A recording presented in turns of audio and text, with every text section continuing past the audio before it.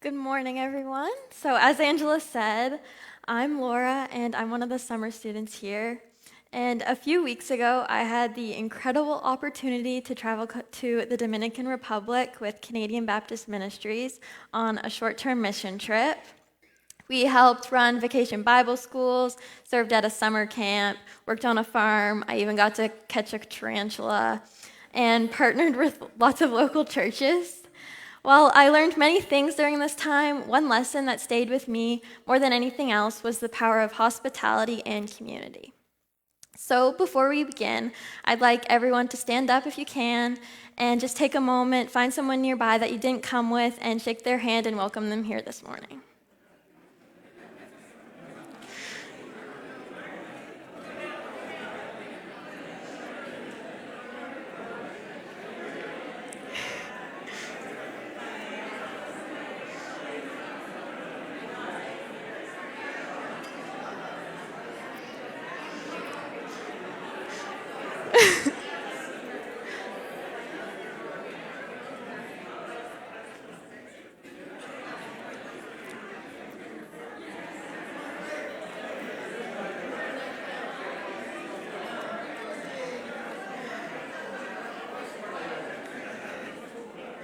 Okay, I invite you all to sit back down.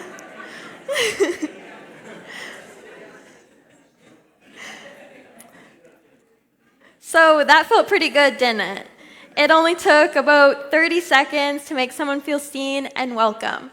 And hospitality often begins with something simple. So, what is biblical hospitality? Hebrews 13, 1-3 says, "Keep on loving each other as brothers and sisters. Don't forget to show hospitality to strangers, for some who have done this have entertained angels without realizing it. Remember those in prison as if you were there yourself. Remember also those being mistreated, as if you felt their pain in your own bodies." When we hear the word hospitality, many of us think about having people over for dinner, sitting at a nice table, or hosting guests. While those are powerful expressions of hospitality, the Bible paints a much bigger picture. Biblical hospitality isn't about having the perfect home, it's about having an open heart. It's choosing to notice people, it's making room for someone who feels like an outsider, treating strangers like family because that's exactly how Christ treated us. And Jesus continues this in Matthew 25:35. He says, "For I was hungry and you fed me, I was thirsty and you gave me a drink, I was a stranger and you invited me into your home." Jesus identifies himself with those who are hungry, thirsty, lonely, and forgotten. All people, not just the ones in his immediate circle, which is precisely what we must do. Hospitality isn't simply being polite, it becomes an act of worship. Every time we care for another person, we reflect the heart of God. Like I said earlier, I recently got back from a mission trip. And when we arrived in the Dominican Republic, I expected that we were going there to serve, which we did. But I quickly realized that the people there were serving us just as much, in other ways. Matthew 25:35 perfectly describes how I felt when we were in the DR. We arrived as complete strangers, but they welcomed us as if we were family. From the very first day, the children ran into our arms. They were eager to play and just hang out with us, tried to talk Spanish to us, the little bit that we knew. And everywhere we went, people made sure we were taken care of. They made sure we always had safe water to drink, made sure we stood in the shade so we wouldn't get too hot, and constantly checked to see if there was anything we needed. And don't get me started on this. Everyone greeted us with a hug, and I absolutely loved it. There was such a genuine warmth and joy in every interaction, and you never felt like it was like a big happy family. In a small community outside the city where we were leading one of the vacation Bible schools, every afternoon, women from the community would carry over huge pots of homemade food for us to eat each day for lunch. As we lined up to get our food, I noticed one woman standing beside the food, gently waving a plate over top to keep the bugs away. It was such a small gesture, but it spoke volumes. She wanted to make sure that we were cared for in every possible way. It really is all of the little things, and they truly thought of it all. Hospitality isn't always found in a grand gesture. More often, it's found in the small things, in noticing people's needs, paying attention to the details, and making someone feel seen, welcomed, and loved. That's the kind of hospitality I experienced in the Dominican Republic, and it gave me a beautiful glimpse of the heart of God. None of those things were extravagant, they weren't expensive, but every one of them communicated the same message. We're so glad you're here. And that's hospitality. In addition to the extreme generosity in the DR, what struck me was their sense of community. Children weren't just cared for by their parents, they were cared for by everyone. The church wasn't simply a building where people gathered on Sundays. It was the center of the community. If someone needed help, the church was there. If someone needed a place to gather, the church opened its doors. At one point, a mother dropped off her newborn baby for us to hold because she had to go run an errand, just because she knew that she was surrounded with people who would love her and her child. The togetherness was like nothing I had ever experienced before. It was such a close-knit community, and I think we need more of that here. We live in a culture that values independence more than interdependence. We're taught to protect our time, our homes, our schedules, and our own comfort. Yet the kingdom of God often looks very different. People are called to open their lives, not close them. And this is precisely what I saw in the Dominican that opened my eyes to what we have lost in our culture, especially in the past few years.